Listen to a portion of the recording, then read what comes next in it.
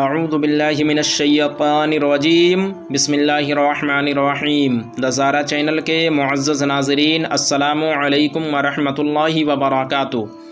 حضرت علی رضی اللہ تعالی عنہ سے مروی ہے کہ رسول اللہ صلی اللہ تعالی علیہ وسلم نے فرمایا، ہر چیز کے لیے زینت ہے اور قرآن پاک کی زینت سورہ رحمان ہے۔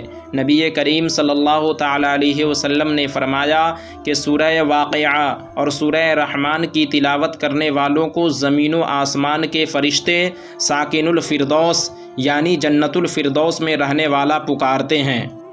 سبحان اللہ، کتنی بڑی بات ہے کہ جنت الفردوس جو سب جنتوں سے اعلیٰ ہے، اللہ تعالیٰ ان دونوں سورتوں کی تلاوت کرنے والوں کو جنت الفردوس عطا فرمائے گا۔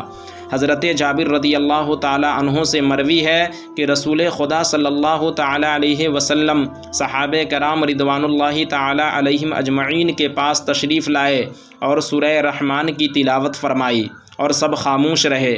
آپ صلی اللہ تعالی علیہ وسلم نے فرمایا، میں تم پر یہ کیسی خاموشی دیکھ رہا ہوں، حالانکہ جب میں نے اسی سورہ مبارکہ کی تلاوت جنوں سے ملاقات کے وقت کی تو انہوں نے انتہائی خوبصورت اور حسین جواب دیا۔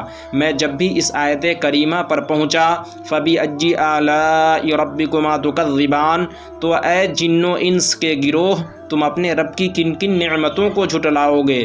تو انہوں نے اس کے جواب میں کہا، وَلَا بِشَيْءٍ مِّن نِّعَمِكَ رَبُّنَا نُكَذِّبُ فَلَكَ الْحَمْدُ، یعنی اے ہمارے پروردگار، ہم تیری نعمتوں میں سے کسی بھی شے کو نہیں جھٹلاتے، سب تعریفیں تیرے ہی لیے ہیں۔ سورہ رحمان کی 11 مرتبہ تلاوت کرنے سے تمام جائز مقاصد پوری ہو جاتے ہیں، اور اس سورہ کو لکھ کر دھو کر اگر تلی کے بیماری والے کو پلا دیا جائے تو بہت مفید ثابت ہوگا۔ سورہ رحمان 27ویں پارے میں ہے۔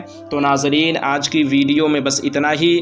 ویڈیو اچھی لگنے کی صورت میں ویڈیو کو لائک کریں، اپنے دوستوں احباب کے ساتھ شیئر کریں، اور اگر آپ ہمارے چینل پر نئے ہوں تو چینل کو ضرور سبسکرائب کریں۔